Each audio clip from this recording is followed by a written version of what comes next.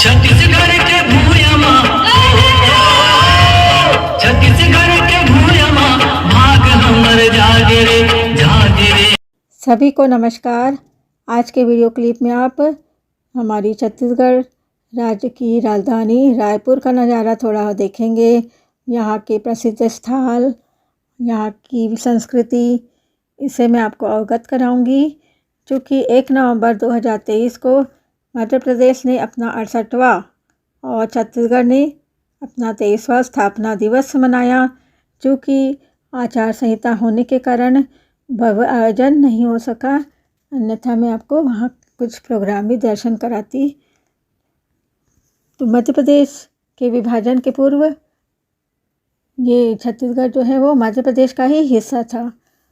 अब करीब 23 वर्ष हो गए हैं। अब छत्तीसगढ़ में बहुत ही विकास हो चुका है और हम रायपुर राजधानी में ही रहते हैं, तो यहाँ बहुत सारी सुविधाएं हमको प्राप्त है। गांव में रहते तो थोड़ी तकलीफ़ होती है। और जो मध्य प्रदेश है ना, वो उसका बनने का सपना 1990 से ही था, लेकिन वो बना 2000 में। तो इस तरह आप एक और चीज़ देखेंगे, यहाँ की लोक कला, अलग अलग आदिवासी नृत्य, यहाँ की संस्कृति है। छत्तीसगढ़ राज्य की अपनी ऐतिहासिक संस्कृति भी है, सांस्कृतिक पहचान है और उसकी गौरव गाथा बताती है। भारतीय भूभाग की ये धरती अपनी प्राकृतिक संपदा, बहुत सारी यहाँ प्राकृतिक संपदाएं हैं। विविध पंथों की धार्मिक सद्भावना है। प्रकृति के नयनाभिराम छटाएं हैं। सुंदर सरल भोली भाली जीवन शैली के लिए छत्तीसगढ़ अपनी विशिष्ट पहचान रखता है। किसानों के मेहनतकश जीवन का प्रतीक, धान का कटोरा के रूप में प्रसिद्ध यह राज्य बहुत सारी विविधताओं से पूरी तौर सुशोभित रहा है। यहाँ के लोग सच में बहुत ही भोले रहते हैं और छल कपट इस तरह की भावना मुझे बहुत ही कम नज़र आती हैं और बहुत ही सहयोगी भी होते हैं। जब हमारा राज्य छत्तीसगढ़ नहीं बना था, तब से ही मैं इस प्रदेश में रह रही हूँ। उस समय ये मध्य प्रदेश में आता था और मेरे पिताजी कोरबा के पावर हाउस में काम करते थे, तो हम कोरबा में रहते थे, जो उस समय मध्य प्रदेश के अंतर्गत आता था, वो छत्तीसगढ़ में शामिल है। तो मेरा जन्म, पढ़ाई, सब कुछ छत्तीसगढ़ में ही हुआ, जिसके कारण छत्तीसगढ़ मुझे अत्यंत प्रिय है। और यहाँ की भाषा बहुत ही मीठी है, मधुर है, अपनापन लगता है। तो हमारे छत्तीसगढ़ के ऊपर मैं एक कविता प्रस्तुत करी हूँ, जो श्री लखनलाल गुप्ता जी ने लिखी है। उच्चगिरी कानन से संयुक्त भव्य भारत का अनुपम अंश, जहाँ था करता शासन सुभग, वीर गर्वित गोंडों का वंश। नर्मदा महानदी, शिवनाथ आदि सरिताए पूत ललाम, प्रवाहित होती कलकल नाद हमारा छत्तीसगढ़ अभिराम। रतनपुर कराता गौरव प्रकट, सुयस गाथा प्राचीन मलार। नित्य उन्नति अवनति का दृश्य, देखता दल्हा खड़ा उदार। तीर्थस्थल राजिम परम पुनीत, और श्री नारायण धन्य। कह रहे महानदी तट सतत, यहाँ की धर्म कथाएं रम्य। प्रकृति का कीड़ा स्थल कमनीय, यहाँ है वन संपदा अपार। भूमि से भरा हुआ है विपुल, कोयले लोहे का भंडार। यहाँ का है सुंदर साहित्य, हुए हैं बड़े बड़े विद्वान। कीर्ति है जिनकी व्याप्त विशेष, आज भी है पाते सम्मान। कौन कहता यह पिछड़ा हुआ, अग्रसर है उन्नति की ओर। कटोरा यही धान का कलीत, चाहते सभी कृपाधिक कोर। नहीं यह कभी किसी से न्यून, अन्न दे करता है उपकार। उर्वरा इसकी पावन भूमि, अन्न उपजाति विविध प्रकार। इससे विनय यही करबद्ध, प्रगति पथ पर होवे अभिगतिमान। हमारा छत्तीसगढ़ सुखधाम, करे सादर इसका गुणगान। धन्यवाद। तो मैं एक माँ की मूर्ति देख रहे होंगे, जो छत्तीसगढ़ महतारी के नाम से जानी जाती है। महतारी यहाँ का अर्थ होता है माँ। तो छत्तीसगढ़ के लोग छत्तीसगढ़ महतारी की पूजा करते हैं और अपना गौरव मानते हैं। ये देश का इकलौता प्रदेश है जहाँ छत्तीसगढ़ राज्य को महातारी मानकर उसकी पूजा की जाती है। तो राज्य में हमारे मुख्यमंत्री जी ने राज्य सरकार बनने के बाद छत्तीसगढ़ महतारी के सम्मान को बढ़ाने का काम करने के उद्देश्य से सभी सरकारी कार्यालय में उनकी मूर्ति लगाने का निर्देश दिया। शैक्षणिक कार्यालय हो गए, शिक्षण संस्थान और भी कार्य प्रशिक्षण संस्थान, सब जगह इनकी मूर्ति की स्थापना या फिर फ़ोटो की स्थापना की जाती है, रहती है वहाँ पर मूर्ति। स्मार्ट सिटी रायपुर और नगर निगम में छत्तीसगढ़ महतारी की प्रसिद्ध प्रतिमा रायपुर के कलेक्टर चौक में स्थापित की है, आप देखोगे वीडियो में।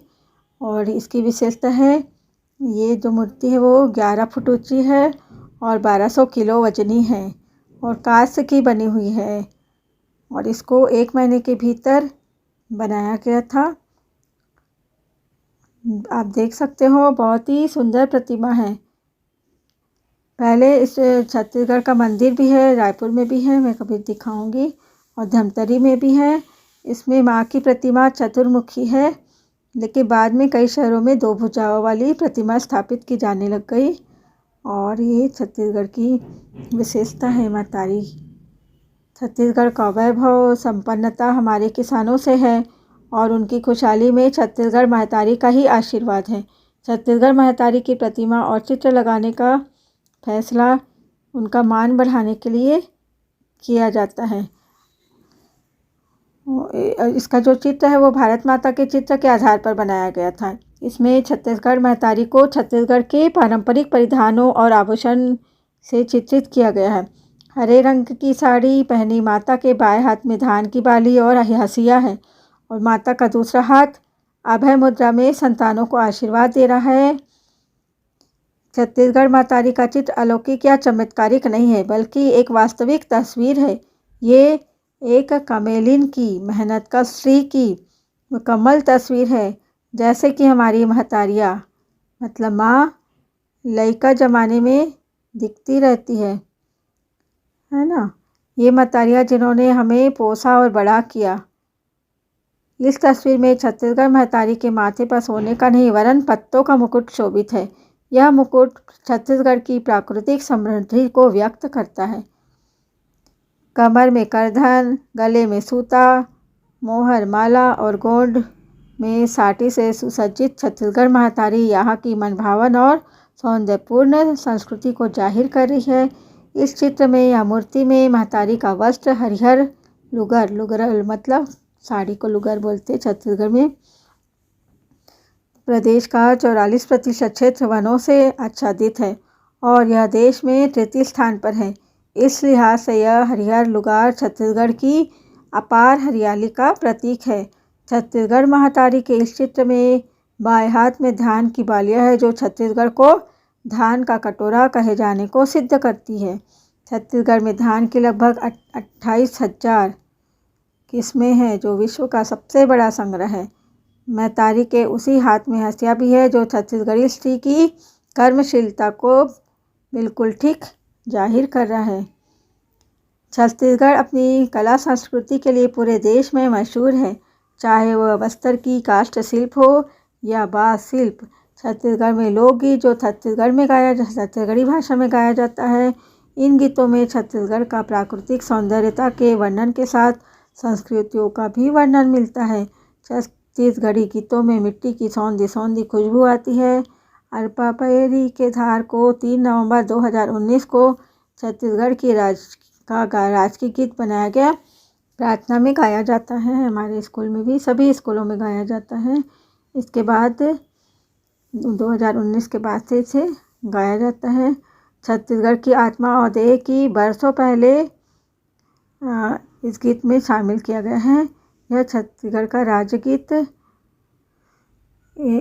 के जो बोल है वो तस्वीर में में मतलब बताते हैं, छत्तीसगढ़ के इतिहास को दर्शाते हैं। अरपा पैरी के धार महानदी है अपार, इंद्रावती है पखारे तोर पैया, महु पाव पर तोर भुइया, जय हो छत्तीसगढ़ मैया।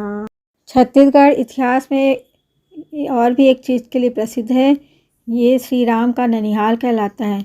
दक्षिण कौशल वर्तमान में जो भारत के छत्तीसगढ़ राज्य को कहते हैं, इसी रिश्ते से छत्तीसगढ़ में आज भी भगवान राम को भांजा माना जाता है। माता कौशल्या का जन्म स्थान छत्तीसगढ़ की राजधानी रायपुर से करीब 30 किलोमीटर दूर चंद्रखुरी गांव को माना जाता है। गोंडवाना का ऐतिहासिक बूढ़ा तालाब, जो अब स्वामी विवेकानंद सरोवर के नाम से जाना जाता है। यहाँ स्वामी विवेकानंद जी की 37 फीट ऊंची मूर्ति है, जो Limca book of world record में दर्ज है, और इसका अनावरण 2005 में पूर्व प्रधानमंत्री अटल बिहारी वाजपेयी जी ने किया था। स्वामी विवेकानंद जी के बचपन के दिनों की याद में ये सरोवर बनाया गया है, मतलब उनका नाम रखा गया है।